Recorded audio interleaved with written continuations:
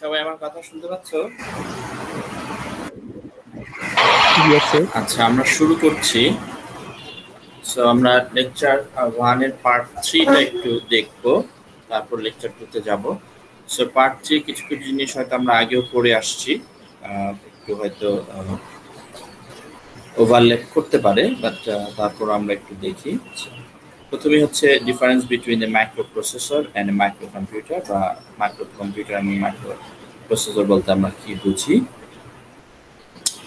We already know that there are three major parts of a computer system: central processing unit, memory, and I/O devices. Microprocessor বলতে আমরা কি বুঝি সেটা এর আগে আমরা বলেছি। The integrated circuit chip containing this CPU is called the microprocessor, and the entire system or the entire computer, including the microprocessor, memory, and I/O, is actually called the microcomputer. এবং এটাও আমরা আলোচনা করেছি, the CPU is connected to memory and I/O devices through a strip of wires called a bus, and the bus inside a computer carries information from place to place, and in every computer there are three types of buses. Like আমরা বলছি address bus, the other one is data bus, and the last one is control bus. So address bus is used to identify the memory location or I/O device the processor intends to communicate with, and the width of this address bus, actually it ranges, ranges from 20 bits to 36 bits. So 8086 যে প্রসেসরটা আমরা পড়ব তার address বাস 20 বিটের, আর আমরা যদি দেখি যে Pentium 2 it has a 36 bit address bus. Then hocche data bus. So data bus is used by the CPU to get data from or to send data to the memory or the I/O devices. And the width of a microprocessor is used to classify the microprocessor. এখানেও the width of the data bus হবে.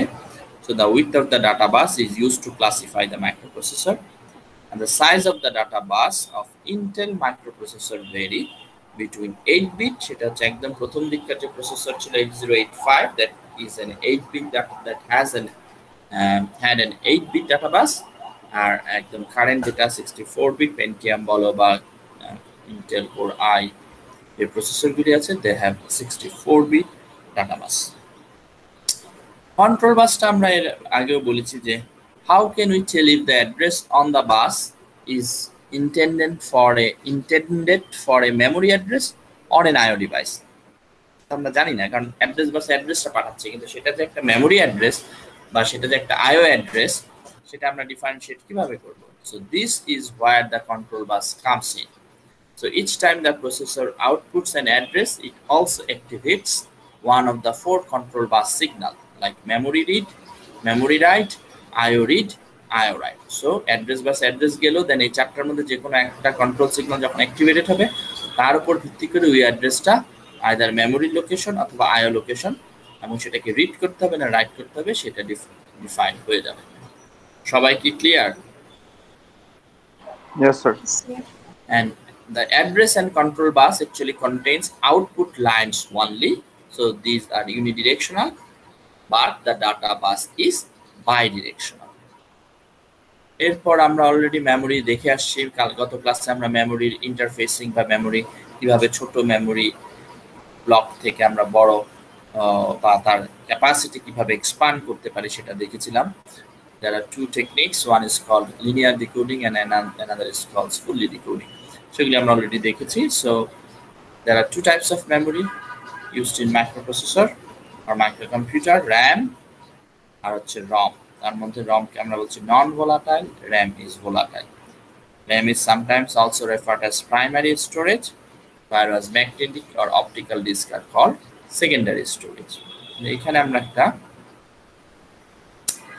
internal organization of a microcomputer. So CPU থাকবে, memory থাকবে, I/O device থাকবে, and they are connected through this bus. 3 types of bus: control, data, and address bus. So this is a simple diagram of the internal organization of a microcomputer. Inside the CPU কি থাকে সেটা আমরা বলেছি। There are some register, one ALU or arithmetic logic unit, one instruction pointer, one instruction decoder as well as instruction register. So এখানে যদি আমরা দেখি, this is the internal block diagram of CPU. আগেরটা ছিল internal block diagram, but সেটা micro কম্পিউটারের, ওকে। আর এখন আমরা দেখছি মাইক্রো প্রসেসর বা CPU, এটার ভিতরে কি আছে। সো এটার ভিতরে কি আছে দেখলে এখানে আমরা দেখছি there are ALU, arithmetic logic unit, instruction pointer, register, decoder, some flag register, and also some general purpose register, register A, B, C, D, etc. সবাই কি ক্লিয়ার? Yes, sir. আচ্ছা, this is a figure which demonstrates the interaction between the CPU, memory, and I/O devices. এটা পরীক্ষায় আসবে না বা আঁকতেও হবে না, এটা জাস্ট বোঝানোর জন্য আমি এখানে দেখিয়েছি। তোমরা যদি একটু দেখো, এই হচ্ছে তোমার CPU, তার সাথে this is the clock generator. CPU এর ভিতরে কি কি আছে যেটা বললাম, ইনস্ট্রাকশন পয়েন্টার বা আইপি থাকবে, which is actually যে প্রোগ্রাম কাউন্টার, এর বাইরে instruction register, instruction decoder, ALU and all the general purpose register. Then এই হচ্ছে তোমার সিস্টেম বাস। সিস্টেমের যে বাস সেটাকে আমরা তিনটা ভাগে ভাগ করি, data, control and address. So address bus is connected to this address selector or decoder. This is the memory. Okay, so this address selector or decoder works like a switch. And দেখো তুমি অ্যাড্রেসে যে অ্যাড্রেসটা দিলা, সেই অ্যাড্রেসটা যদি এই লোকেশনের হয়, this switch will connect to this point.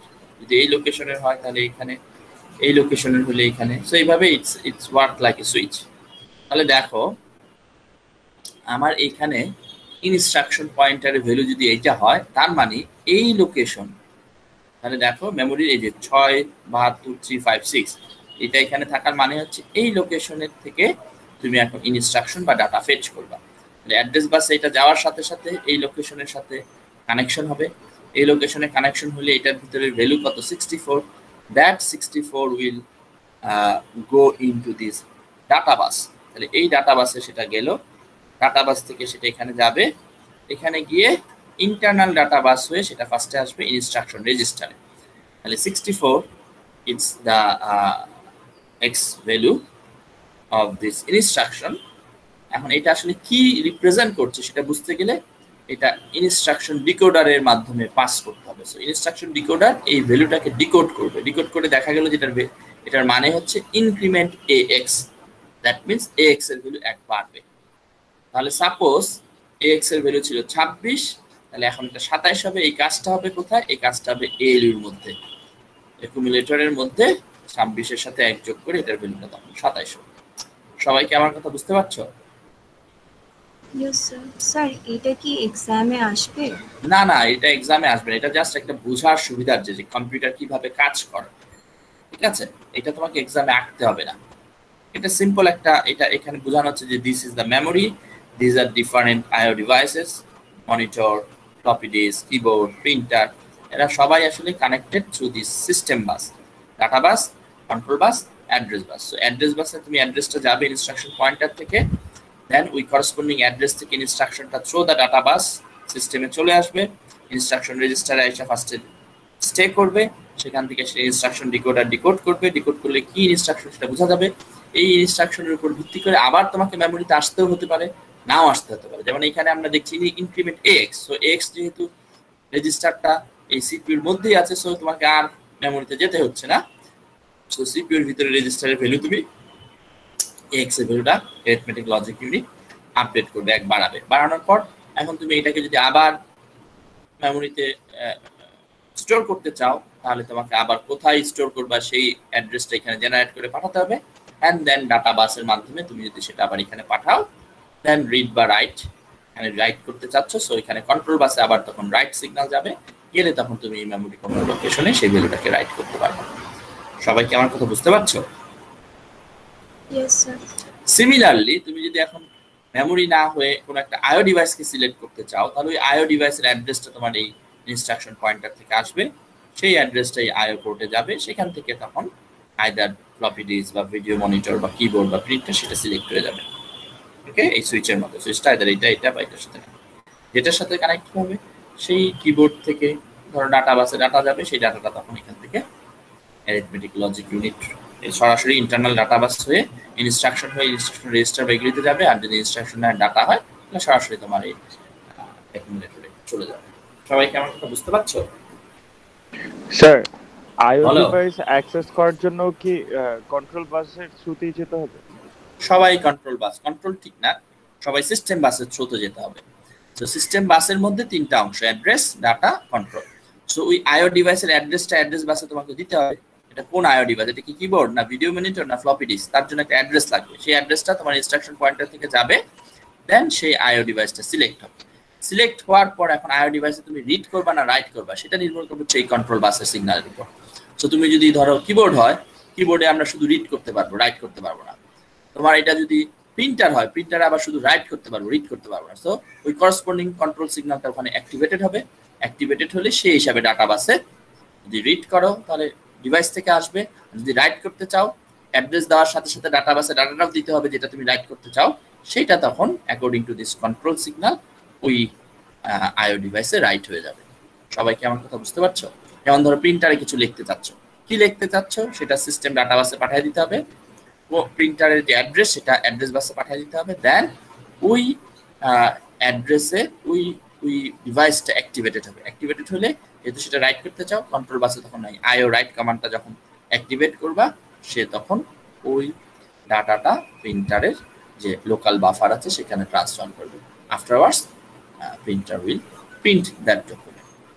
সবাই কি আমার কথা বুঝতে পেরেছো? জি স্যার। তাহলে প্রোগ্রাম এবং ডাটা নরমালি সবই থাকবে হচ্ছে MA, that's the von Neumann architecture. Okay, তুমি যদি কোনো কিছু প্রিন্ট করতে চাও সেটা কিন্তু সরাসরি এখান থেকে আসবে না, সেটা কিন্তু র্যামে ছিল, র্যাম থেকে তোমার এখানে নিতে হবে ফার্স্টে একবার, দেন সেটা আবার ওই সিস্টেম ডাটাবাস ইউজ করে তোমাকে প্রিন্টারে পাঠাতে হবে। সবাই কি ক্লিয়ার? স্যার। আচ্ছা, এইখানে আমরা একটা brief history of computer, computer একটা ব্রিফ হিস্ট্রি আলোচনা করেছি, not brief history of processor. এর আগে আমরা আলোচনা করেছিলাম বা পরবর্তীতে আমরা দেখব ব্রিফ হিস্ট্রি বা ইভলিউশন অফ প্রসেসর। সো কম্পিউটারের ব্রিফ হিস্ট্রি তোমরা আইসিটি বা আইটির যে কোর্স প্রথম ফার্স্ট ইয়ারে করেছো সেখানেই তুমি আমরা জানি অনেকটা যে the first generation of computer, যেটাকে বলা হতো ENIAC, that was started to be used based on the vacuum tube technology. So vacuum tube technology কিছুদিন আগ পর্যন্ত আমাদের সবার বাসায় বাসায় একটা ডিভাইস ছিল that was based on vacuum tube technology, সেটা হচ্ছে সিআরটি মনিটর যাদের বাসায় ছিল সেটা। বাট এখন আর কারো বাসায় মোটামুটি সিআরটি টেকনোলজি বা সিআরটি টিভি আর নাই। সো ভ্যাকুয়াম টেকনোলজি শুধু কিছু মাইক্রোওয়েভ জেনারেশন ছাড়া আর কোথাও এখন ইউজ হয় না। So in 1958, the first transistorized computer, যেটাকে আমরা বলি TRADIC, that was announced by IBM. In 1959, first IC was invented. In 1960s, these ICs were started to be used in CPU board, but the total CPU within a single chip or single IC that comes in market in 1970. So in 1971, the first microprocessor of Intel, which is Intel 4004, that was a 4-bit data bus and 2300 transistor, সেটা আসছে হচ্ছে 1971 এ। late 1970s, actually Intel 8080 and 8085 appeared with 8-bit data bus and 16-bit address bus, and that was used from traffic light controller to homemade computer. First যে personal computer বা PC যে concept, that was introduced by IBM in 1981 with Intel 8088 microprocessor. Okay. Contemporarily, Motorola also emerged with 6800 and Apple Macintosh computer. They actually started to use 6800 series of microprocessor. Though nowadays Apple Macintosh computer also use Intel processor, but এক সময় তারা শুধুমাত্র Motorola processor use করত। আচ্ছা, এইখানে আমরা যেটা দেখছি সেটা হচ্ছে evolution of Intel 8086 family of processor. So ইন্টেলের এই যে 8086 এই ফ্যামিলিটাকে আমরা এখানে ডিফাইন করছি। সো অনেক সময় আমরা 80x86 বলি। সো x এর এইখানে কখনো 186, 286, 386 এইভাবে আমরা বসাই। সো ফার্স্ট এই সিরিজের প্রথম প্রসেসর হচ্ছে 4004, that was a 4-bit processor. Data bus ছিল internal 8-bit but external 4-bit। Then 8008, both 8-bit, so 8-bit processor. Then 8080, that is also 8-bit. 8085, that is also 8-bit. But এই ক্ষেত্রে ইমপ্রুভমেন্টটা কোথায় হচ্ছে? To integrate more number of transistors and to increase the clock rate. Then 8086 a first 16-bit microprocessor. Then 86 এর পর 88 বলে আরেকটা processor বাজারে আসে, সেটা দেখো ইন্টারনালি 16-bit, তার মানে মাইক্রোপ্রসেসরটা 16-বিটের, বাট এক্সটার্নাল যে ডাটা বাস সেটা 8-বিটের। এটা বাজারে ছাড়া হয়েছিল two make it compatible with the previous means এই 85, কারণ 85 8-বিটের ছিল। এখন তুমি যদি 85 যেই সিস্টেমে সেটার মাদারবোর্ডেও 8-বিট ডাটা বাস, সেখানে যদি 86 মাইক্রোপ্রসেসর ইউজ করতে চাও তাহলে তোমাকে মাদারবোর্ডও চেঞ্জ করতে হবে বা আরো পেরিফেরাল আইও ডিভাইসগুলো চেঞ্জ করতে হবে। কিন্তু তুমি যদি 8 ইউজ করো তাহলে যেহেতু এটারও এক্সটার্নাল ডাটা বাস 8-বিটের, ফলে দেখা গেল যে সেই চেঞ্জটা আর করতে হলো না। So that becomes very popular. আমরা দেখব ওই চ্যাপ্টারে যে 8 এর ডিফারেন্সটা কি in or with 86. Then comes 286 and 386. So this is the first 32-bit microprocessor. So এটারও আরেকটা ভার্সন 386SX, ওই আগের ফিলোসফিতে তৈরি করা, যে ইন্টারনালি সেটা 32-bit but externally 16-bit to make it compatible with previous 8086 versions. Then Pentium C, MMX Pro 2, 3, Itinium, এগুলি সবই হচ্ছে 32-বিটের ইন্টারনাল ডাটা বাস বা 64-বিটের এক্সটার্নাল। দেন পেন্টিয়াম 4, সেটা হচ্ছে সবই 64-বিট। আমি 1 মিনিট একটু একটা ফোন ধরে নিচ্ছি। হ্যালো, জি জি বলছি।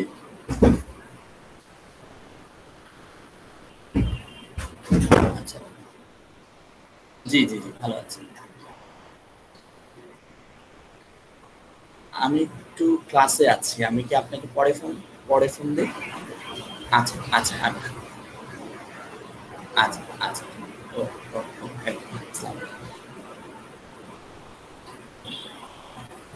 আচ্ছা, যেটা বলছিলাম যে তাহলে এগুলি সবই ছিল 32-বিটের প্রসেসর। সো ফার্স্ট 64-বিট প্রসেসর যেটা ছিল ইটানিয়াম, পরে এখন যে পেন্টিয়ামের যে core processor, core I processor, এগুলি সবই হচ্ছে 64-বিটের প্রসেসর। আচ্ছা, এরপর আমরা এখানে যে জিনিসটা আসলে একটু দেখবো সেটা জাস্ট একটা রিক্যাপ, কারণ আমাদের মাইক্রোপ্রসেসরের কোর্সটা পড়তে কিছু কিছু জিনিস ডিএলডি বা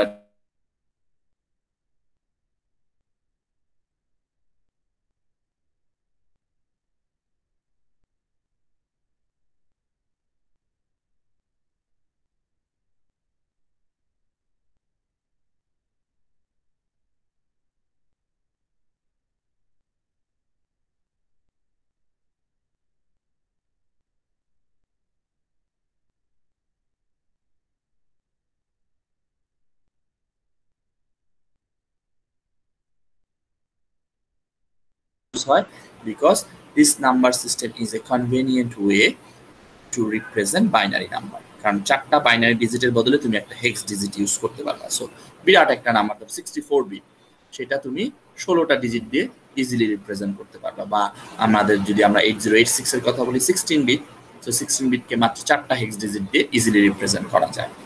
সবাই কি শুনতে পাচ্ছ? জি স্যার। জি স্যার।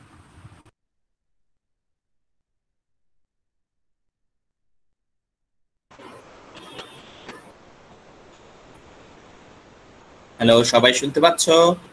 ইয়েস স্যার, শুনতে পাচ্ছি। জি স্যার। আচ্ছা আচ্ছা, তাহলে এই যে আমরা বললাম বেস 10, বেস 2, বেস 16, এটা আসলে কিসের উপর ভিত্তি করে? যে প্রত্যেকটা নাম্বার সিস্টেমে আমরা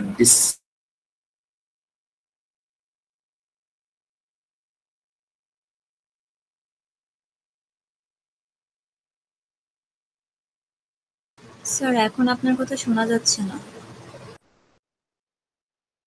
মাঝখানে চলে যেতেছে, ড্রাগ করতেছে। Distinct symbols actually define the Sir. base of a number system. আচ্ছা, আমি যেটা বলছিলাম সেটা আবার বলছি। আমরা যে বলছি বেস কোন একটা নাম্বার সিস্টেমে, সেই বেসটা কিসের উপর নির্ভর করছে? So it depends on the distinct symbols we used in that number system. So তোমরা যখন ডেসিমাল সিস্টেম বলছো, এক্ষেত্রে আমরা 0 to 9 এই 10টা সিম্বল ইউজ করি, তাই না? That's why it is a base 10 system. Binary system আমরা দুইটা সিম্বল ইউজ করি, আইদার 0 or 1. হেক্সাডেসিমালে আমরা ইউজ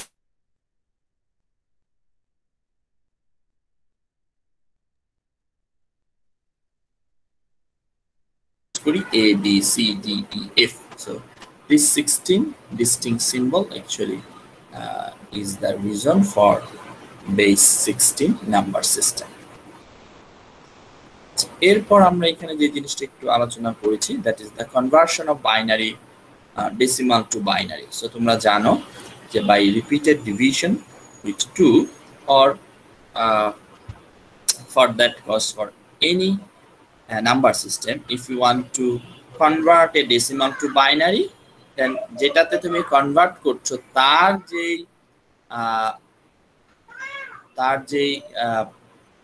বেস সেটা দিয়ে ভাগ করবা। সো বাইনারিতে কনভার্ট করলে বাইনারি হচ্ছে বেস 2 দিয়ে আমরা রিপিটেডলি ডিভাইড করছি।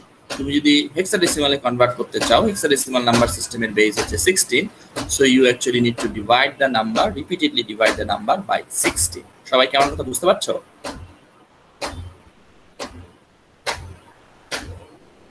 হ্যালো, জি স্যার।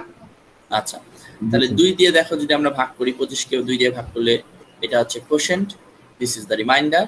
সো দেন এই কোশেন্টটাকে আমরা ততক্ষণ ভাগ করতে থাকবো যতক্ষণ না কোশেন্টের মানটা 0 হচ্ছে।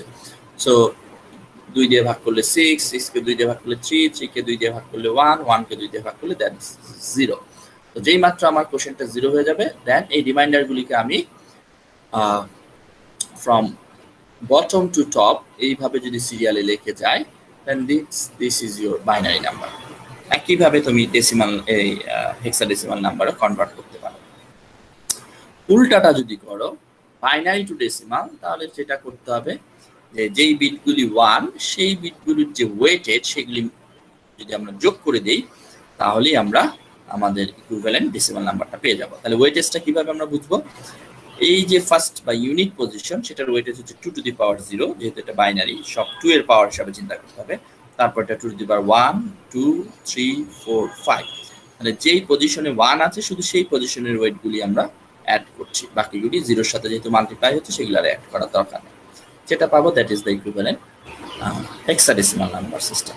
সেম কথা প্রযোজ্য তুমি যদি এখন decimal number system, decimal value, তুমি যদি একটা হেক্সাডেসিমাল নাম্বারকে ডেসিমালে কনভার্ট করো, একই পদ্ধতি, শুধু তুমি 2 এর জায়গায় তখন 16 এর পাওয়ার হিসাবে ওয়েটগুলিকে লিখতে হবে। আরেকটা জিনিস, এখানে যেহেতু দুইটা 0 আর 1, তাহলে 1 এর সাথে মাল্টিপ্লাই করলে সেটাই থাকছে, আর 0 এর সাথে মাল্টিপ্লাই করলে 0 হয়ে যাচ্ছে, ফলে আমরা শুধু 1 গুলি কনসিডার করছি, ওয়েটগুলি। কিন্তু হেক্সাডেসিমালে 1 এর ছাড়াও কিন্তু তোমার ডিজিট থাকবে 2 3 4 এইভাবে। সো সেটা দিয়ে মাল্টিপ্লাই করে ওয়েটেজটা দেন আমাকে ভ্যালুটা এখানে লিখতে হবে। সবাই কি আমার কথা বুঝতে পারছো? স্যার আরেকবার একটু বললে ভালো হতো। Hexadecimal, binary two hexadecimal, sir decimal, binary two decimal. তাহলে আমরা বাইনারির এই যে বাইনারি নাম্বারটা, সেটার ওয়েটগুলি কি? আমরা জানি এই নাম্বার সিস্টেমে প্রত্যেকটা নাম্বারের 2টা ভ্যালু, একটা হচ্ছে তার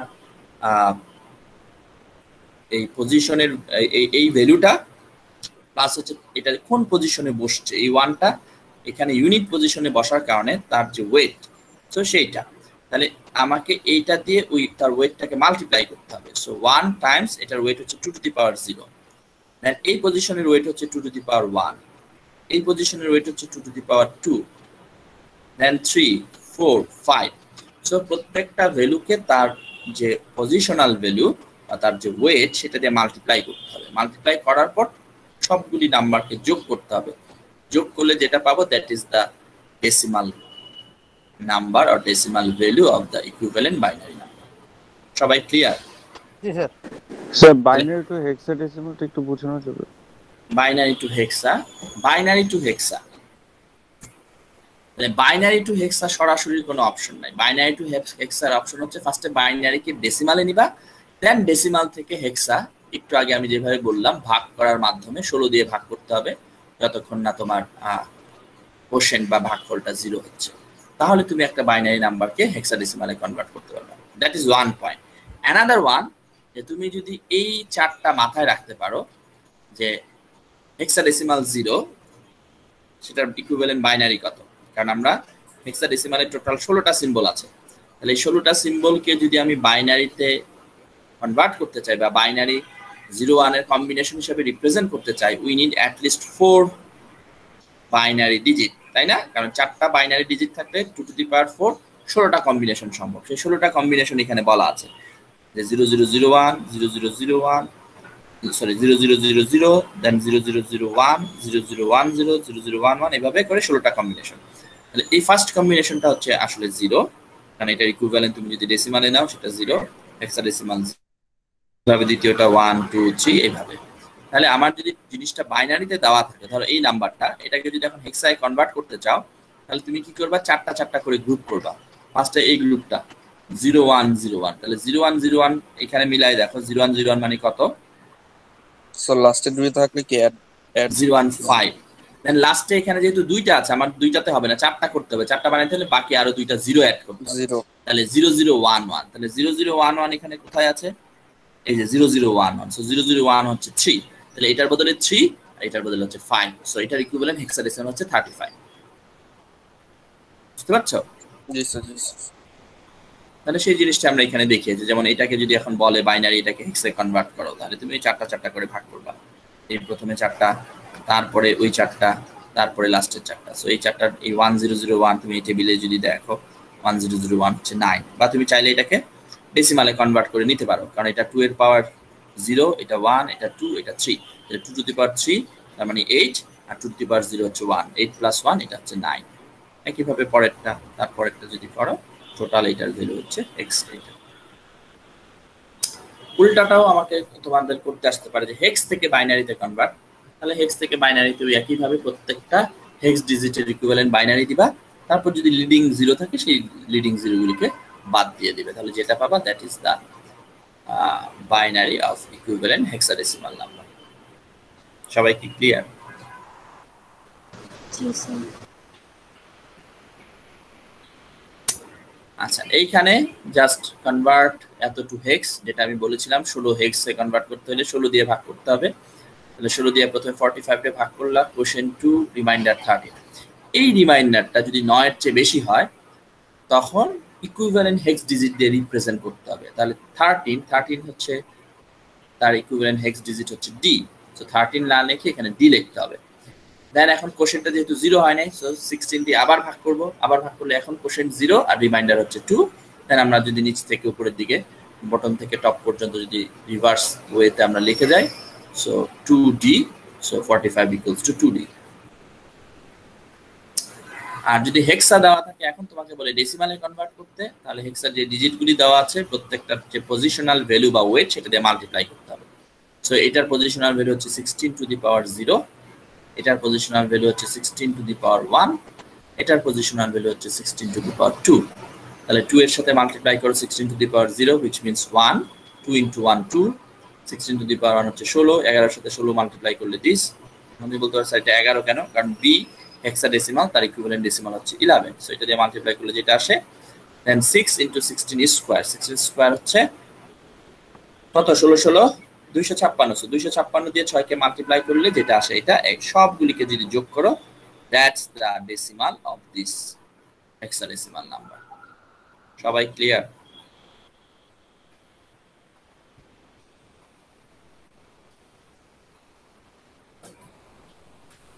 সবাই কি বুঝতে পেরেছো? জি স্যার। আচ্ছা, দেন আমরা আরেকটা জিনিস এখানে একটু দেখি, addition and subtraction in binary number. আমরা জানি এডিশনের ক্ষেত্রে এডিশনের যে রুল সেই অনুসারে হয়, বাইনারি এডিশনের রুল হচ্ছে 0 0, আমরা যদি যোগ করি সাম বিট ক্যারি বিট দুইটাই 0, 0 1 sum bit 1 carry bit 0, 1 0 sum bit 1 carry bit 0। যদি 1 1 করি তাহলে 1 1 আসলে নরমালি হচ্ছে 2 বার কথা, সো 2 2 এর ক্ষেত্রে তার সাম বিটটা হবে, যেহেতু এটা 1 ডিজিটের এডিশন, সো সাম বিটটা হবে 0, ক্যারি বিটটা হবে এক্ষেত্রে 1। তাহলে এই রুল অনুসারে তুমি যে কোনো নাম্বারের এডিশন করতে পারো। সাবট্রাকশনের ক্ষেত্রে বাইনারি সাবট্রাকশনেরও কিন্তু রুল আছে, তো তুমি সেই রুল অনুসারে ডাইরেক্ট সাবট্রাকশন করতে পারো, বাট কম্পিউটার কি করে ডাইরেক্ট সাবট্রাকশন করে না। কম্পিউটার যে কোনো একটা সাবট্রাকশন বা বিয়োগকে সাবট্রাহেন্ড, মানে তুমি যেটা বিয়োগ করবা, ধরো তুমি 6 - 2, তাহলে -2টাকে আমরা বলছি সাবট্রাহেন্ড। তাহলে এইখানে 2 এর 2's কমপ্লিমেন্ট ফর্ম তুমি মানে কম্পিউটার জেনারেট করে, তো 2 এর 2's কমপ্লিমেন্ট ফর্ম মানে -2, দেন 6 এর সাথে এই -2 কে সে অ্যাড করে ইউজিং দ্য সেম অ্যাডার। তার মানে একই অ্যাডার ইউজ করে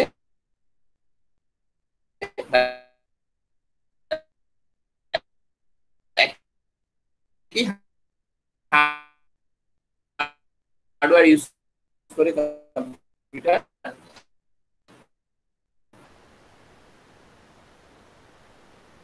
নেট সমস্যা করতেছে। এডিশন এবং সাবট্রাকশন দুইটা কাজ। কথা শোনা যাচ্ছে না? স্যার ভেঙে আসছে।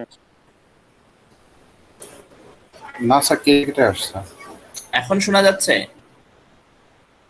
স্যার একটু পরপরই প্রবলেম হইতেছে, কিন্তু মাঝে মাঝে সমস্যা হচ্ছে। পরপরই প্রবলেম হচ্ছে কেন? স্যার বৃষ্টি হইতেছে তো এইজন্য আপনার কথা স্যার একবার ডিসকানেক্ট করে আপনি স্যার কি বের হয়ে আরেকবার আসলে মেবি ঠিক হয়ে যাবে। তাই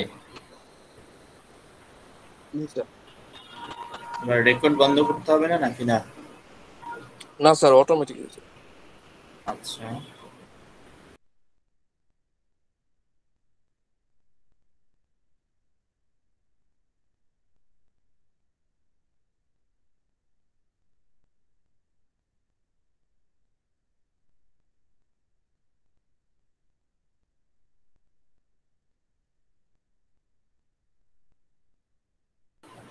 এবার ঠিক আছে? শুনতে পাচ্ছ? জি স্যার। জি স্যার, এখন শোনা যাচ্ছে।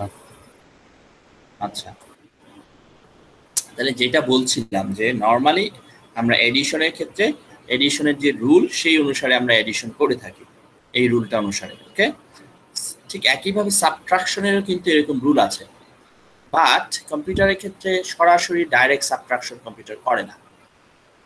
কেন? কারণ ধরো তুমি x - y করতে চাচ্ছ, কম্পিউটার কি করবে, এই y-টাকে y এর 2's complement form, 2's complement form আমরা ইউজ করি to represent a negative number, তাহলে y-টাকে সে -y হিসাবে চিন্তা করবে, তাহলে y কে -y হিসাবে রিপ্রেজেন্ট করবে, দেন x এর সাথে সে অ্যাড করবে। তাতে সুবিধা যেটা, যে এডিশন এবং সাবট্রাকশনের জন্য তুমি একই হার্ডওয়্যার ইউজ করতে পারছো, তোমাকে আলাদা হার্ডওয়্যার ইউজ করতে হচ্ছে না। সবাই আমার কথা বুঝতে পেরেছো? স্যার এখানে +1 কেন অ্যাড করলেন?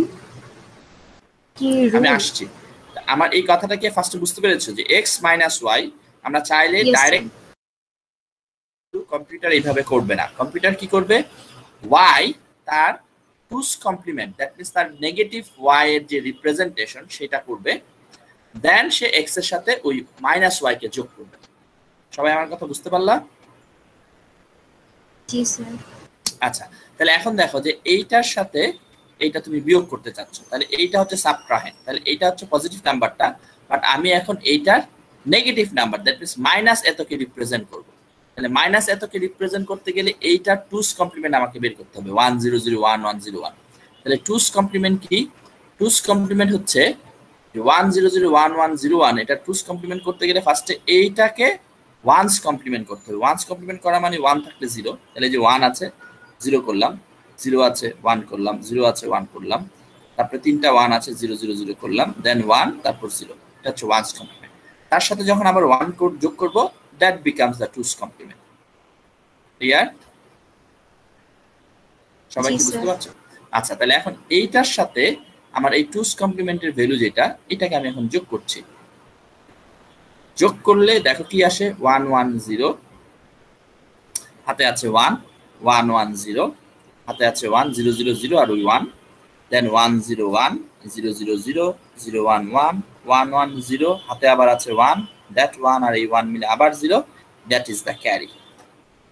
সবাইকে আমার কথা বুঝতে পেরেছো?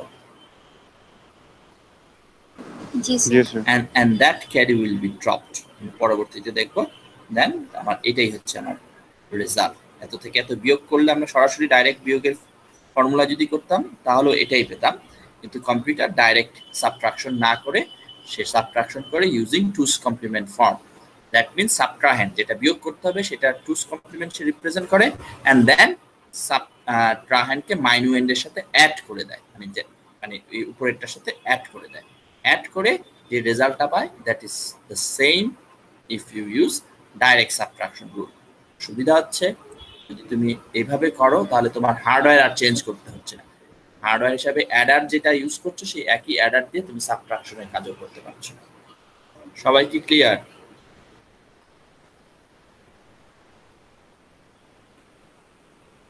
জি স্যার। আচ্ছা এখন আমরা এইখানে যে জিনিসটা দেখছি সেটা হচ্ছে addition and subtraction in hex number hex নাম্বারে আমরা কিভাবে এডিশন এবং সাবট্রাকশন করতে পারি তাহলে আমরা যদি এখানে এক্সাম্পলটা দেখি যে এইটার সাথে এটা আমরা যোগ করছি তাহলে 9 আর ই এখন ই এটা হচ্ছে লিস্ট সিগনিফিকেন্ট ডিজিট এখন ই মিন্স 14 তাহলে এই দুইটা আগে আমি যোগ করব তাহলে 9 আর 14 যোগ করলে আসে 23 কিন্তু 23 তো হেক্সাডেসিমালে হাইয়েস্ট হতে পারবে হচ্ছে 15 বা 16 তার বেস হচ্ছে 16 16 চেয়ে বড় হতে পারবে না সো 16 চেয়ে বড় হলে সেটা ক্যারি হিসাবে চলে যাবে সো আমি এখন 23 থেকে 16 বাদ দিব তাহলে 23 থেকে 16 বাদ দিলে এই 7টা তখন তোমার হচ্ছে থাকবে আর ক্যারি হিসাবে পরের পজিশনে 1 অ্যাড হয়ে যাবে তাহলে পরের পজিশনে যদি 1 অ্যাড হয় সেই 1টা আমি উপরে রাখলাম এই যে 1 দেন ডি এর ইকুইভ্যালেন্ট ডেসিমাল কত 13 বি এর ইকুইভ্যালেন্ট ডেসিমাল কত 11 তার মানে 1 এর সাথে এই দুইটাও যোগ করতে হবে তাহলে 1 13 11 যোগ করলে টোটাল আসে 25 এটাও দেখা গেল 16 হচ্ছে বড় অতএব 25 থেকে 16 বাদ দিতে হবে যেটা থাকবে রিমাইন্ডার সেটা আমরা এখানে লিখব আর বাকিটা ক্যারি হিসাবে পরের পজিশনে চলে যাবে তাহলে পরের পজিশনে গেলে 4 আর 3 7 7 আর ওই ক্যারি 1 মিলে হচ্ছে 8 9 আর 2 11 11 মানে হচ্ছে hexa B so that's how the hexadecimal addition operation works সবাই কি বুঝতে পেরেছো? Yes sir.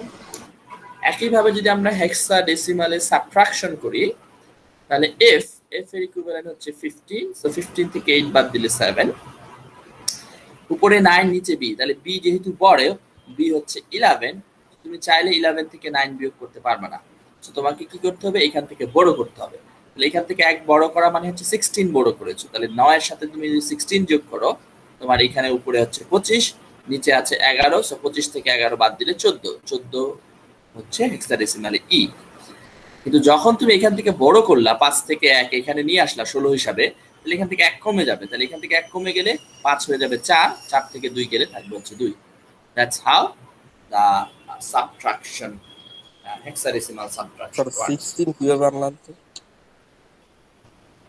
16 কিভাবে আনলা তুমি নরমালি যদি বাইনারি ডেসিমালে করো ডেসিমালে কি করতা ধরো আমি যদি দুইটা ডেসিমাল নাম্বার দেখাই ঠিক আছে এইটা হচ্ছে 34 মাইনাস হচ্ছে 19 ওকে তাহলে এখন 9 উপরে হচ্ছে 4 4 থেকে 9 কি বিয়োগ করতে পারতা আচ্ছা কি করতা তুমি 3 থেকে 1 নিতা নিয়ে এটাকে 14 বানাইতা কারণ ডেসিমালে বেস হচ্ছে 10 সো 10 প্লাস 4 14 14 থেকে 9 বাদ দিলে থাকতে হচ্ছে 5 ওকে আর যেহেতু এখান থেকে তুমি 1 নিয়েছো এই 3টা হয়ে যায় তো 2 2 থেকে 1 গেলে থাকতে হচ্ছে 1 সো দ্যাটস হাউ 5 থেকে 1 নিছি মানে স্যার কি করেছো বুঝি নাই 5 থেকে 1 নিছি স্যার ওই যে উপরে স্যার এটার কথা বলুন হ্যাঁ সো 5 থেকে আমি 1 নিয়েছি হেক্সাডেসিমালে 5 থেকে 1 নিয়েছি দ্যাট 1 আমরা যখন পরের পজিশনে নিচ্ছি দ্যাট ইজ অ্যাকচুয়ালি 16 কারণ এখানে হেক্সাডেসিমাল নাম্বারে আমরা সাবট্রাকশন করছি ডেসিমাল না ডেসিমাল হইলে সেটা 10 হইতো হেক্সাডেসিমাল হওয়ার জন্য সেটা 16 দ্যাটস ওয়াই 9 এর সাথে 16 যোগ করবা যেটা আসবে 25 সেখান থেকে বি হচ্ছে 11 বিয়োগ দিবা যেটা থাকবে সেটাই হচ্ছে এখানে এটার রেজাল্ট আর এখান থেকে যেহেতু 1 নিয়েছো তাহলে এখান থেকে 1 কমে যাবে 5 থেকে সেটা 4 হয়ে যাবে 4 থেকে 2 গেলে 2 থাকবে ক্লিয়ার আচ্ছা আরেকটা জিনিস আমাদের যখন আমরা স্ট্রিং অপারেশন বা আই অপারেশন করব তখন লাগবে সেটা হচ্ছে ASCII code, American standard code for information interchange. So ASCII হচ্ছে একটা আলফা নিউমেরিক কোড, যেটার মাধ্যমে আমি alphabet as well as numerals বা নাম্বার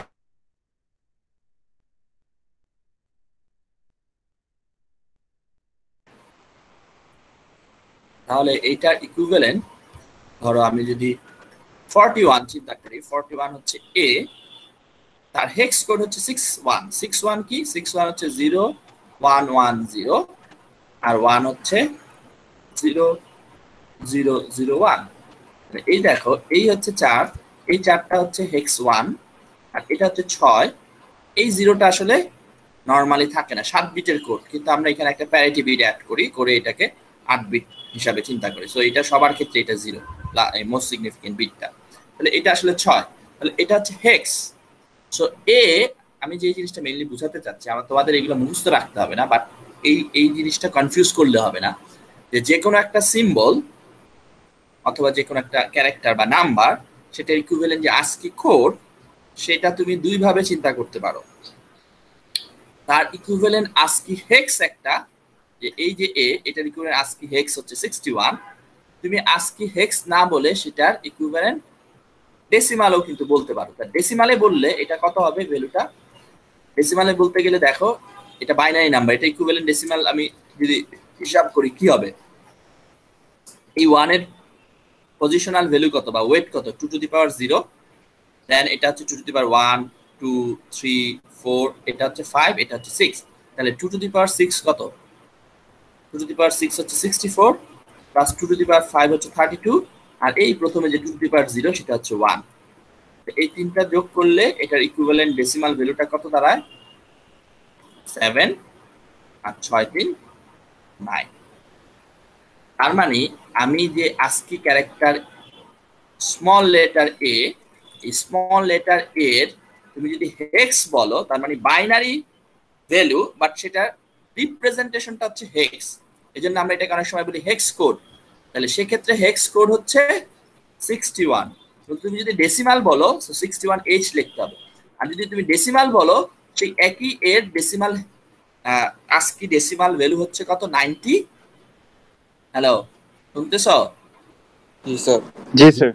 97।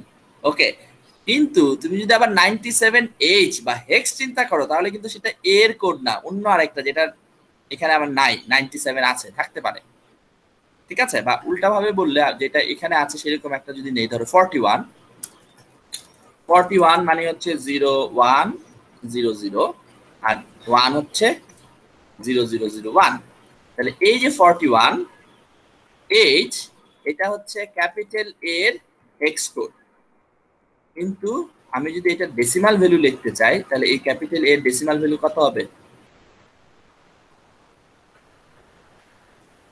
ডেসিমাল ভ্যালু কত হবে? 2 to the power 0 1 2 3 4 5 6, 2 to the পাওয়ার 6 হচ্ছে 64, 64 এর সাথে 1 যোগ করতে হবে, 2 টু দি পাওয়ার এখানে 0 এর জন্য 1, 65। তাহলে এইটাই বোঝার চেষ্টা করো। এই যে 65 বললাম, তাহলে 65 যদি আমি ডেসিমালে বলি, সেটা হচ্ছে এই ক্যাপিটাল এর ASCII ভ্যালু। 41 যদি আমি হেক্সে বলি, তাও ক্যাপিটাল এর ASCII ভ্যালু। কিন্তু আমি যদি 65H বলি, তাহলে 65H আসলে কার ASCII ভ্যালু? ই এর ASCII ভ্যালু, স্মল লেটার ই এর ASCII ভ্যালু। সো তোমাকে মাথায় রাখতে হবে, যখন ASCII কোড বলবা, তুমি সেটা কিভাবে বলছো? তুমি কি ডেসিমাল ভ্যালু বলছো ওইটা, নাকি তুমি হেক্সাডেসিমাল ভ্যালুটা বলছো? তুমি যদি এই জিনিসটা কনফিউজ করে ফেলো, তাহলে তুমি একটা জিনিস রিপ্রেজেন্ট করতে যাবা, একটা ক্যারেক্টার দেখাতে যাবা মনিটরে, অন্য ক্যারেক্টার দেখতে পাবা, কারণ তুমি এই দুইটার মধ্যে মিক্স আপ করে ফেলছো। তাহলে এই জিনিসটা মাথায় রাখতে হবে আমাদের, ওকে? যে প্রত্যেকটা ক্যারেক্টার বা লেটার বা নিউমেরালের একটা ASCII ভ্যালু, সেই ASCII ভ্যালু সেটা বাইনারিতে হতে পারে, সেটা ডেসিমালে হতে পারে। বাইনারিতে যদি হয়, আমরা বাইনারিতে নরমালি রিপ্রেজেন্ট করি না, আমরা সরাসরি সেটা 4 ডিজিট করে হেক্সে রিপ্রেজেন্ট করি। So we ASCII equivalent hex code or the ASCII equivalent decimal value. So কোনটা তুমি ইউজ করছো সেটা তোমাকে কনফিউজ হলে হবে না। সবাই ক্লিয়ার? একটু কোশ্চেন ছিল, 2 টু দি পাওয়ার 6 কেন যেন ধরেছি 64 এর? এটা হচ্ছে তোমার, এই যে তুমি 60, এই যে 41 বললা, 41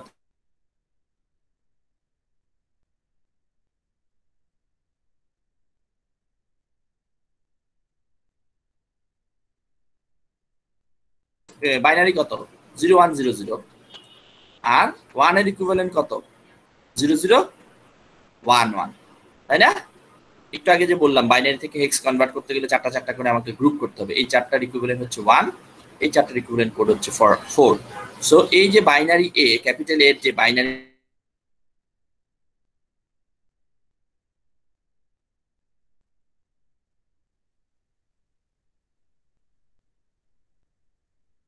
বাট সেই ক্ষেত্রে ডেসিমাল ভ্যালুটা কি হবে সেটা তোমাকে ডেসিমালে কনভার্ট করতে হবে এই বাইনারি নাম্বারটা ডেসিমালে আমরা কিভাবে কনভার্ট করি এই নাম্বারটা ডেসিমালে যদি আমরা ওয়েট চিন্তা করি এটা 2 এর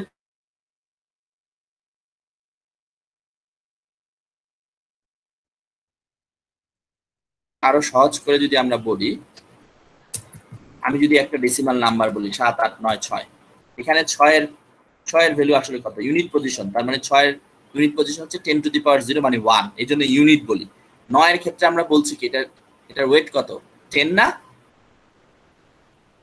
9 এর ওয়েট কত এটাকে আমরা 10th পজিশন বলি না কেন বলি কারণ 9 এর ওয়েট হচ্ছে 10 তার মানে 9 কে 10 দিয়ে মাল্টিপ্লাই করতে হবে কারণ এটা 96 এর 9 সো 9 ইনটু 10 90 প্লাস 6 এতটুকু যদি থাকতো সবাই বুঝতেছো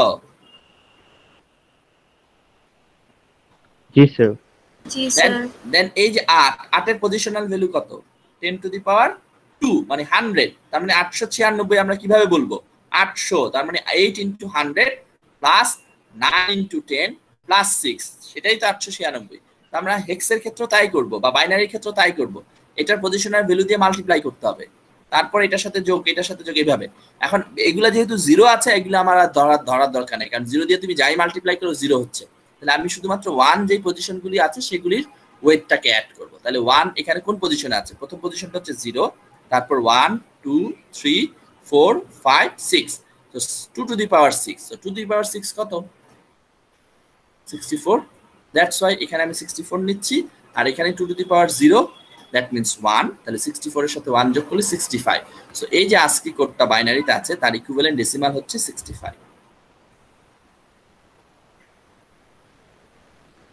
সবাই কি ক্লিয়ার কারো কোনো কোয়েরি আছে কি কোয়েরি বলো যদি কোনো কোয়েরি থাকে বলো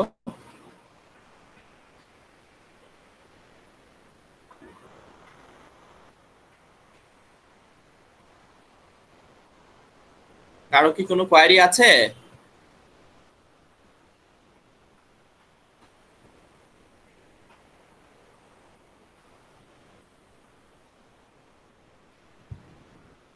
হ্যালো সবাই শুনতে পাচ্ছো শুনতে পাচ্ছি আচ্ছা কারো যদি কোনো কোয়েরি না থাকে তাহলে আমরা আরো কিছু ইম্পর্টেন্ট টার্মিনোলজি এখানে একটু দেখি যেমন বিট মানে হচ্ছে আইদার 0 অর 1 যে কোনো একটা বাইনারি ডিজিট এখানে সব 0 দিয়ে ডিফাইন করেছি বাট নট নেসেসারি যে সব 0 হতে হবে 0 1 এর যে কোনো কম্বিনেশন হতে পারে সো বিট মানে হচ্ছে একটা ডিজিট নিবেল মানে হচ্ছে চারটা ডিজিটের বাইনারি ডিজিটের একটা গ্রুপ সেটা 0000 হোক 1111 হোক অথবা 0110 হোয়াটএভার যে এনি কম্বিনেশন চারটার এই গ্রুপটাকে আমরা বলবো নিবল 8টাকে বাইট 16টাকে ওয়ার্ড 32টাকে আমরা বলবো ডাবল ওয়ার্ড 64টাকে আমরা বলবো কোয়াড ওয়ার্ড ওকে কারণ আমরা এটা ইউজ করব হচ্ছে 8086 এ এবং 8086 এ মাইক্রোপ্রসেসরটা হচ্ছে 16 বিট তো এটার ওয়ার্ড সাইজকে আমরা 16 বিট দিব ঠিক আছে আর অলরেডি গত ক্লাসে আমরা যে কিলো মেগা গিগা টেরা এগুলি বলেছি সো এটার আমরা এখানে আলোচনা আজকে করছি না সো আমরা নেক্সট আমাদের যে লেকচার 2 সেটাতে আমরা চলে যাচ্ছি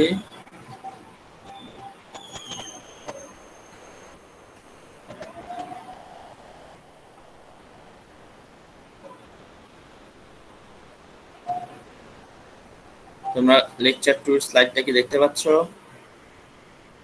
না স্যার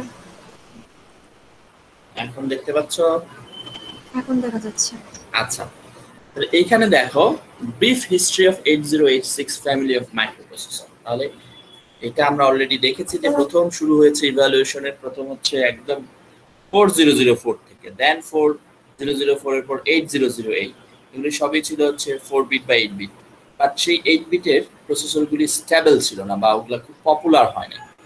সো প্রথম যে 8 বিটের কম্পিউটার মাইক্রোপ্রসেসর যেটা becomes popular, that was 8080 or 8085, এবং এটা ছিল হচ্ছে 8 বিটের মাইক্রোপ্রসেসর।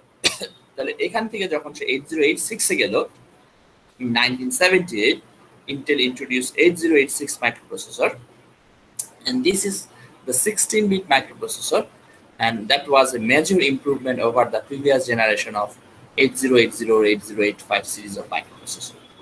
আমরা যদি এই দুটোর মধ্যে কম্পেয়ার করি, তাহলে 8080 তে হচ্ছে 8 বিটের ডাটা বাস, 86 এ সেটা হয়ে গেল 16 বিট ডাটা বাস। মেমোরি যদি দেখি বা অ্যাড্রেস বাস, 85 এ ছিল 16 বিটের অ্যাড্রেস বাস। সো 16 বিটের ক্ষেত্রে তার অ্যাড্রেসেবল মেমোরি কত ছিল? আমরা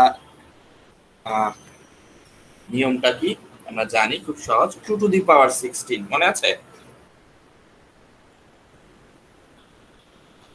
সো অ্যাড্রেস বাস যদি 16 বিট হয়, আমরা মেমোরি ক্যাপাসিটি গত ক্লাসে দেখেছি যে এক্সপ্যান্ড করে সেখানে অ্যাড্রেস বাসের সাথে মেমোরির যে সম্পর্কটা, 16 বিটের অ্যাড্রেস বাস হচ্ছে, বাস যদি থাকে then you have an addressable memory of capacity 2 to the power 16, which means 64 kilobyte, কারণ 2 to the power 10 হচ্ছে কিলো আর 2 to the power 6 হচ্ছে 64, so 64 kilobyte।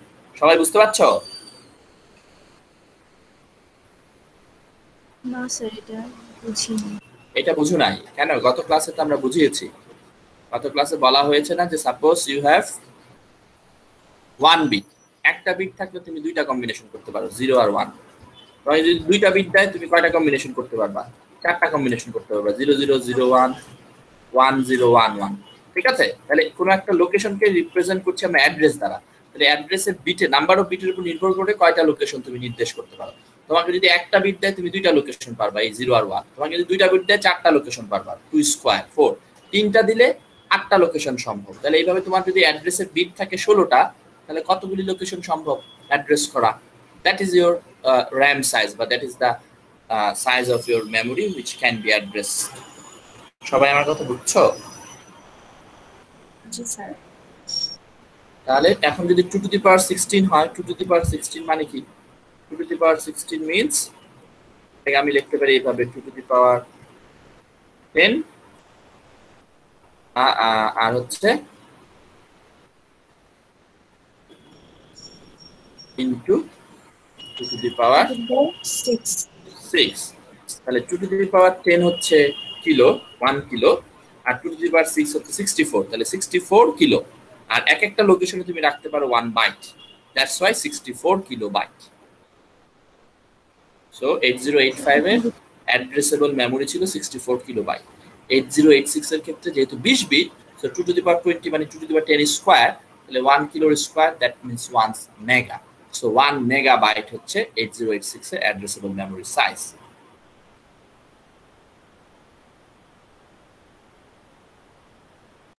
Aligned difference between 8085 and 8086, সেটা কি? একটা ছিল non pipeline microprocessor. So 8580 those are non pipeline microprocessor, কিন্তু 86 is the first single chip pipeline microprocessor। Okay, so pipeline আর্কিটেকচারটা প্রথম 8086 এ Intel introduce করেছে। এখন তুমি বলতে পারো স্যার পাইপলাইন বলতে আমরা কি বুঝি? সেটা আমরা একটু পরেই ডিটেইলসে দেখব, বাট আপাতত ডেফিনেশনটা আমরা দিচ্ছি এইভাবে। In a system with pipelining, the data and the address bus are busy transferring data while the CPU is processing information. Okay, তার মানে যে সময় ডাটা এবং অ্যাড্রেস বাস ডাটা ট্রান্সফার করছে, ওই সময় সিপিইউ বসে নাই, ওই সময় সিপিইউ কি করছে? is actually processing the information. Okay, তার মানে সিপিইউ ডাটা ট্রান্সফারে, যে আমরা বললাম না যে তোমাকে ডাটাটা আগে মেমোরি থেকে ফেচ করতে হবে, দেন তুমি এক্সিকিউট করবা।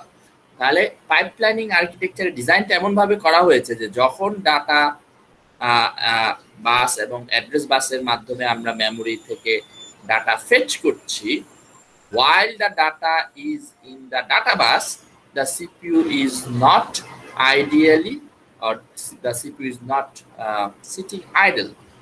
It actually processing information simultaneously. যে ডাটা যখন সে অ্যাক্সেস করছে ডাটা বাস বা অ্যাড্রেস বাস, ওই সময়ও সিপিইউ কিন্তু করছে ডাটা প্রসেস করতে পারছে। এটাকে আমরা বলছি পাইপলাইনিং আর্কিটেকচার বা পাইপলাইনিং স্ট্রাকচার। সবাই আমার কথা বুঝতে পেরেছো?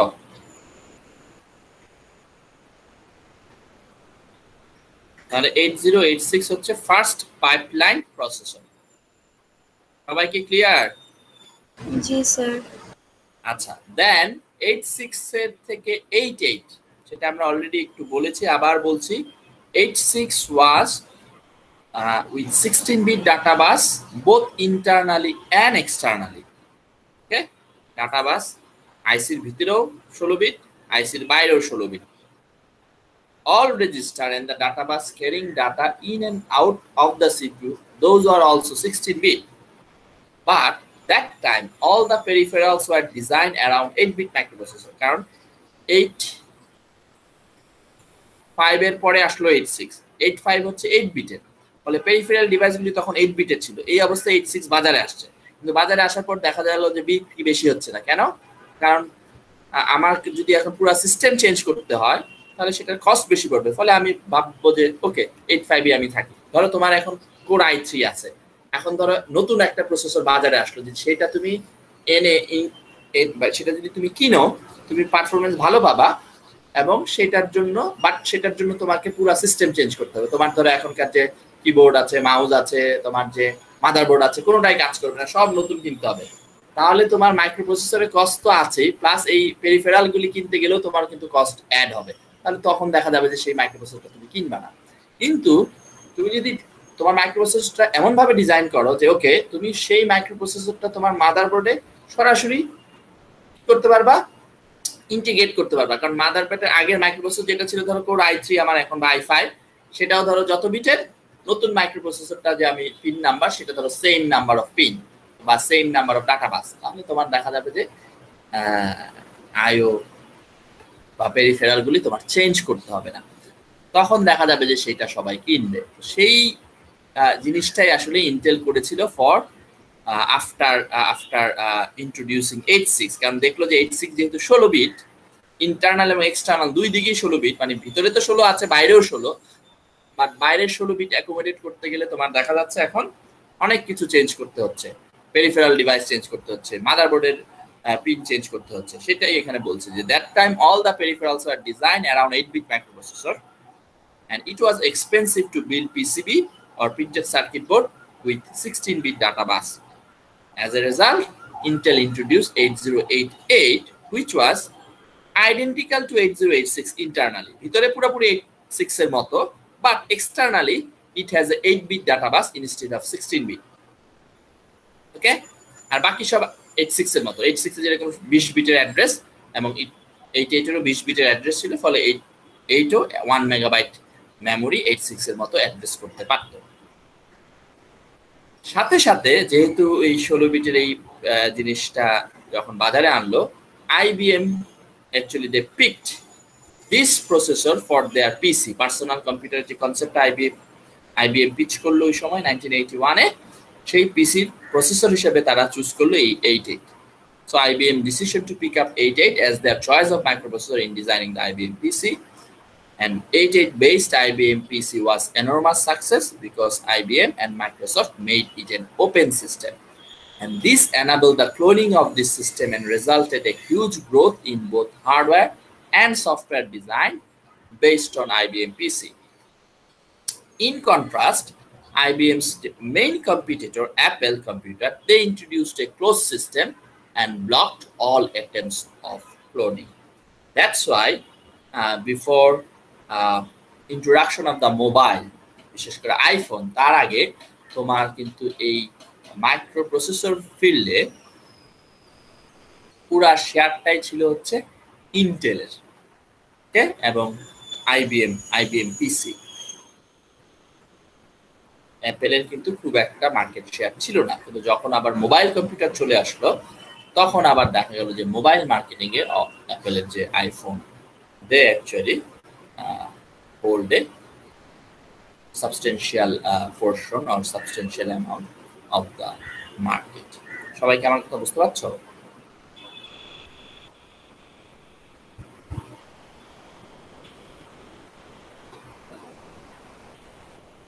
এই তোমরা কথাবার্তা না বললে তো আমি বুঝতেছি না আমি কি বুঝতে পেরেছি স্যার। কানেক্টেড আছি নাকি? আচ্ছা আচ্ছা, তাহলে এই 8 এর পরে মাইক্রোপ্রসেসর হিসাবে ইন্টেল ইন্ট্রোডিউস 80286 in 1982। তো 86 এর মতো 16 বিট ইন্টারনাল এক্সটার্নাল ছিল, বাট কোথায় সে এক্সটেন্ড করলো হচ্ছে অ্যাড্রেস বাসে। 86 এ ছিল 20 বিট, 88 ও 20 বিট, 286 এ সেটা অ্যাড্রেস বাসটা নিয়ে আসলো 24 bit. So 2 to the power 24, 2 to the power 20 হচ্ছে 1 মেগা, আর 2 to the power 4 which means 16, so 16 megabyte addressable RAM size হলো 286 এর। এর বাইরে Intel used another concept, এটাকে বলা হয় virtual memory. So a way of fooling the microprocessor into thinking that it has access to unlimited memory by swapping data between the disk storage and the RAM. So তোমার পুরো প্রোগ্রামটা hard ডিস্কে থাকবে, কিন্তু যেই অংশটা রান করবে সেটাকে তুমি র্যামে নিয়ে আসবা।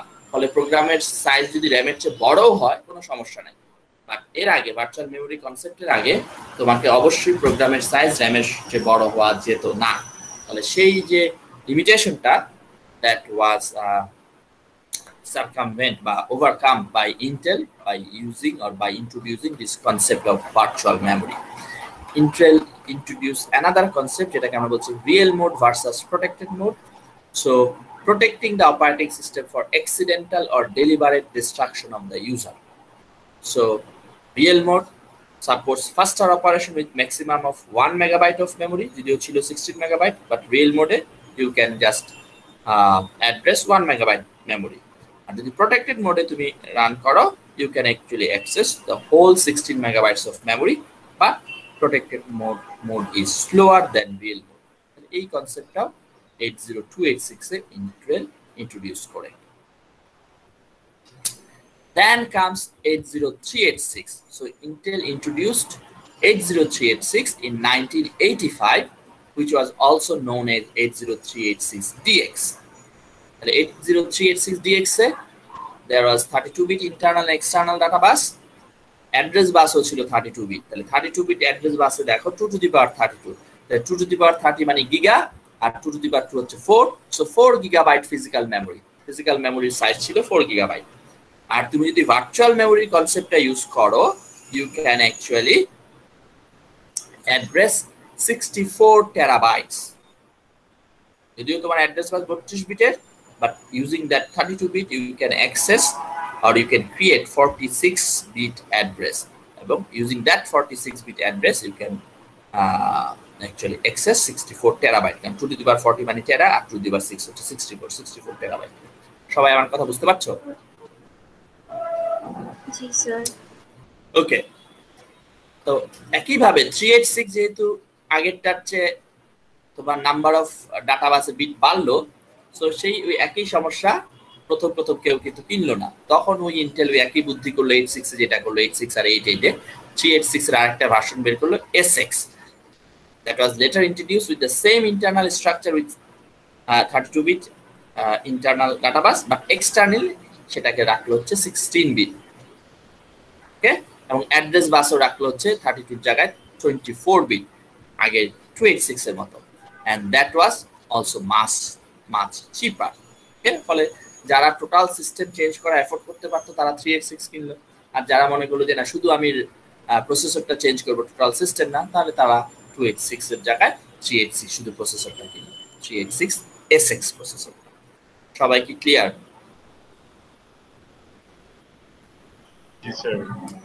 আচ্ছা, 386 পর্যন্ত আমরা যত প্রসেসর ডিসকাস করছি, so far they were general purpose microprocessor and they could not handle mathematical operation rapidly।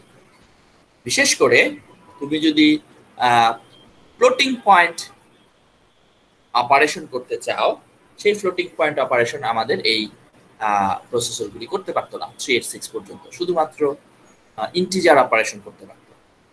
But floating point অপারেশনের জন্য we need to use some co-processor like 8087 মানে 86 এর সাথে আমি যদি 86 ও ফ্লোটিং পয়েন্ট অপারেশন ইউজ করতে চাই আমাকে 80867 নামে একটা ম্যাথ কোপ্রসেসর সেটাই অ্যাড করতে হতো 286 এর সাথে 286 যদি আমি ফ্লোটিং পয়েন্ট অপারেশন করতে চাইতাম আমাকে 287 বলে একটা ম্যাথ কোপ্রসেসর অ্যাড করতে হতো 386 এর বেলায় 387 math coprocessor for numeric data processing এই ধরনের ম্যাথ কোপ্রসেসর চিপ আমাকে ইনক্লুড করতে হতো 486 এ এসে ইন্টেল কি করলো এই ম্যাথ কোপ্রসেসরকে আর আলাদা চিপ হিসাবে না করে একই মেইন প্রসেসর চিপের সাথে ইন্টিগ্রেট করে দিল ওকে সো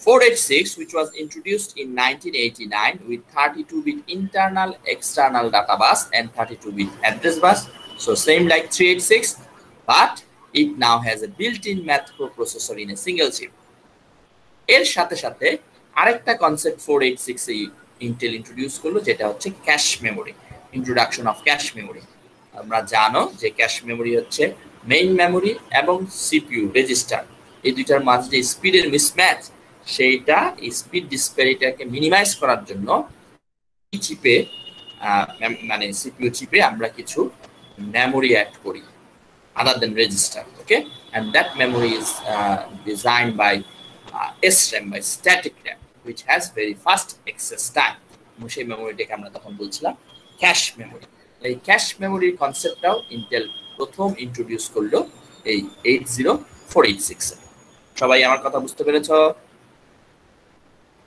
জি স্যার তাহলে এইখানে আমরা এই মেইন এই 8086 প্রসেসর ফ্যামিলিতে যেই মেইন প্রসেসরগুলি আছে সেগুলির একটা কম্পারিজন দেখিয়েছি 808586 88286 386 486 কোনটা কোন ইয়ারে ইন্ট্রোডিউসড কোনটা clock rate number of transistor physical memory internal data bus external data bus address type data type আরেকটা জিনিস মজার খেয়াল করে দেখো যেটা 8 বিটের প্রসেসর সে তো 8 বিটের পারে এটা 16 বিটের প্রসেসর সে 16 বিটের ডাটা তো পারে 8 বিটেরও পারে কোনো অসুবিধা নেই ওকে এটা 32 বিট সেটা 8 ও পারে 16 ও পারে 32 ও পারে সবাই কি ক্লিয়ার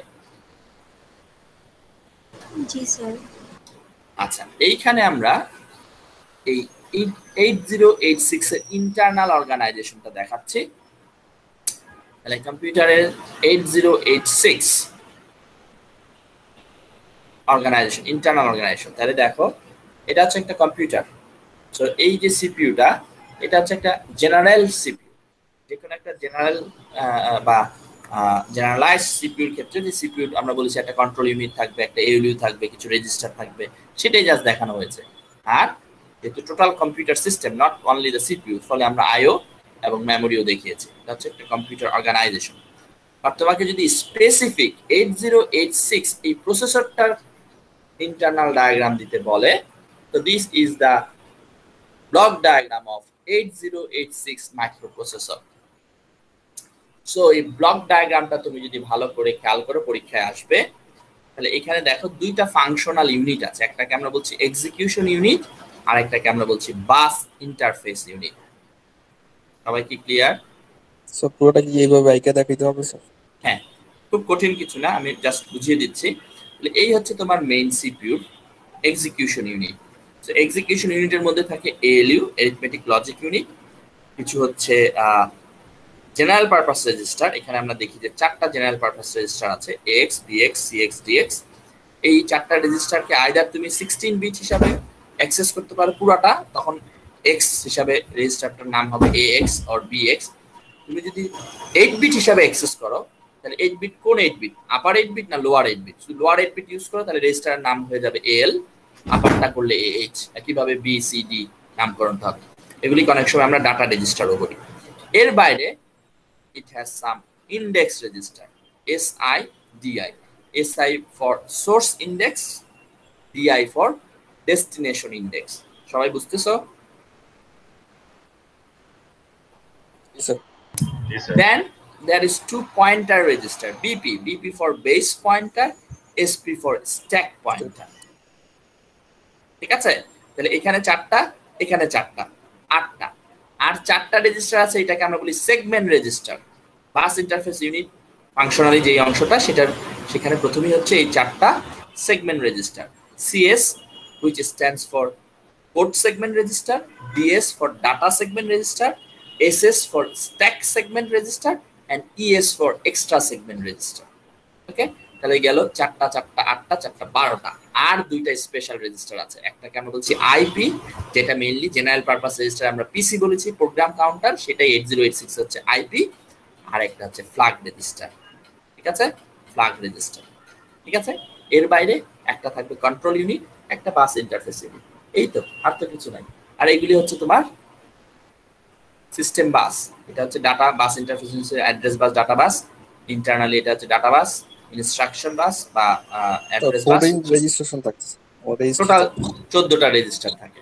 ওকে, আর বাকিগুলি হচ্ছে কানেকশন, প্রতিটার সাথে প্রতিটার কানেকশন থাকবে। এই সো খুব কঠিন কিন্তু না এটা আঁকা। ওকে, একবার প্র্যাকটিস করলি পারবা। আচ্ছা, এখন আমরা মেইনলি যে জিনিসটা একটু আলোচনা করব সেটা হচ্ছে পাইপলাইনিং এর কনসেপ্ট। অলরেডি আমরা বলেছি, তাহলে পাইপলাইন আর নন পাইপলাইনের পার্থক্যটা খেয়াল করো। তাহলে পাইপলাইন কোনটা, কোন প্রসেসর? 8086। নন পাইপলাইন কোন প্রসেসর? 8085। দুটোটাই ইন্টেলের প্রসেসর। তাহলে Intel first introduce the concept of pipelining in 8086। তাহলে তার আগে 85 এর ক্ষেত্রে খেয়াল করে দেখো, the CPU could either fetch or execute at a given time. তাহলে সে ফেচ করলো এই সময়, এদিকে হচ্ছে time line.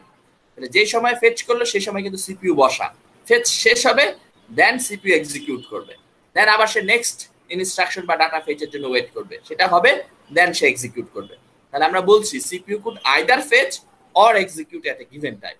So CPU had to fetch an instruction from the memory, then execute it, then fetch again, then execute it and so on. এইভাবে সে কাজ করতো। তাহলে তাতে কি দেখা গেল যে 50% সময়ে যখন মেশিন সাইকেলে 50% টাইমে সিপিইউ যখন ফেচ করছে, CPU itself actually staying idol. সবাই আমার কথা বুঝতে পেরেছো? জি স্যার। তাহলে এত দাম দিয়ে সিপিইউ কিনে সেটা আইডল বসায় রাখলে তো আমার কোনো লাভ হলো না। সো আর্কিটেকচার, সিপিইউ আর্কিটেক্ট যারা, তারা চিন্তা করলো যে okay, let's design it in some way. সেই ডিজাইনটা হচ্ছে এইরকম যে এখানে এক্সিকিউশন ইট আলাদা, বাস ইন্টারফেস আলাদা, অ্যাটলিস্ট ফাংশনালি। তাতে যেটা হবে, খেয়াল করে দেখো, আমি যখন ফেচ করলাম ফার্স্ট, তখন আমাকে বসেই থাকতে হচ্ছে, কিন্তু যেহেতু আমার বাস ইন্টারফেস ইউনিট আর এক্সিকিউশন ইউনিট আলাদা, দেন এই যে ইনস্ট্রাকশন আমি ফেচ করলাম, এটা যখন আমি এক্সিকিউট করছি, আমার বাস ইন্টারফেস ইউনিট তো আলাদা। সো ওই সময় আমি দ্বিতীয় ইনস্ট্রাকশনটা ফেচ করে রাখবো, ফলে দ্বিতীয় ইনস্ট্রাকশনটা যখন আমি এক্সিকিউট করব, থার্ড ইনস্ট্রাকশনটা আমি একই সময় ফেচ করে রাখবো। ফলে প্রথম ইনস্ট্রাকশনটা ছাড়া তারপরে যত ইনস্ট্রাকশনই আমি এক্সিকিউট করি না কেন,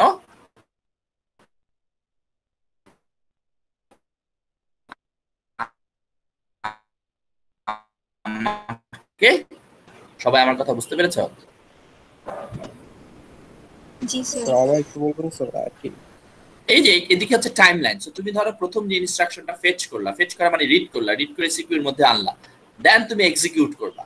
এখন 8086 এ যেহেতু দুইটা ফাংশনাল ইউনিটে টোটাল সিপিইউটাকে ভাগ করছে, এক্সিকিউশন ইউনিট, তুমি ফার্স্ট ইনস্ট্রাকশনটা এক্সিকিউট করছো, বাস ইন্টারফেস ইউনিট তখন অলরেডি সেকেন্ড ইনস্ট্রাকশনটা কি করছে, ফার্স্ট ইনস্ট্রাকশন যখন এক্সিকিউট শেষ, তোমার আর বসে থাকতে হচ্ছে না, নেক্সট ইনস্ট্রাকশন যেটা তোমাকে এক্সিকিউট করতে হবে, that is already in the CPU. So সেটাকে তুমি এক্সিকিউট করলা। এ যখন দ্বিতীয়টা এক্সিকিউট করছে, থার্ডটাকে অলরেডি, থার্ড ইনস্ট্রাকশনটাকে বাস ইন্টারফেস ইউনিট ফেচ করে অলরেডি রেখে দিয়েছে, ফলে সে আবার থার্ড ইনস্ট্রাকশনটা এক্সিকিউট করছে। সো এইভাবে সে কন্টিনিউয়াসলি এক্সিকিউট করে যেতে পারছে, তাকে আর বসে থাকতে হচ্ছে না। কিন্তু নন পাইপলাইন আর্কিটেকচারে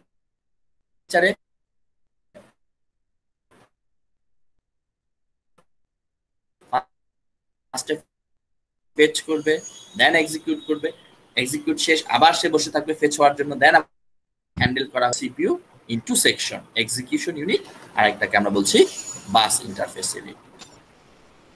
সবাই বুঝতে পারছো?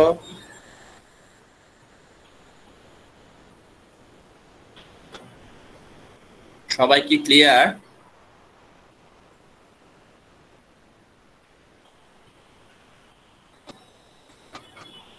স্যার আপনার কথা কেটে কেটে আসছে স্যার, বুঝি নাই স্যার লাস্টের কথাগুলো। আচ্ছা, আমি আবার বলছি,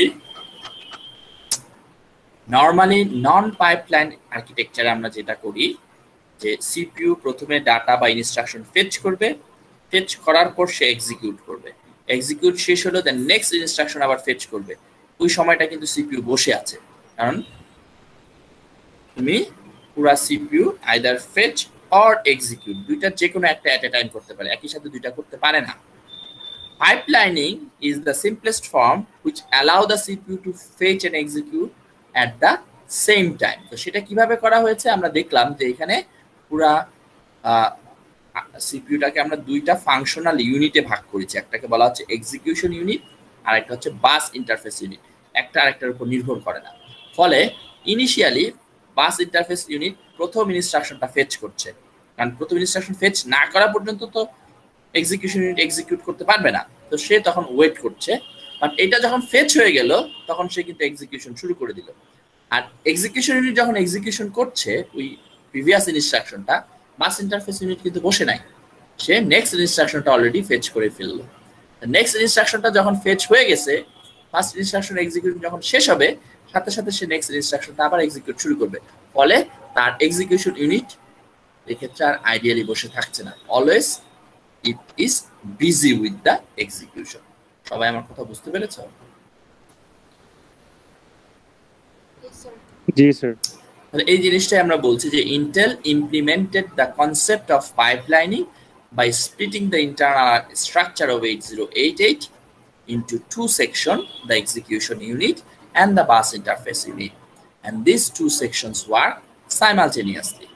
Bus interface unit access memory and peripherals while the execution unit executes the instructions previously fetched.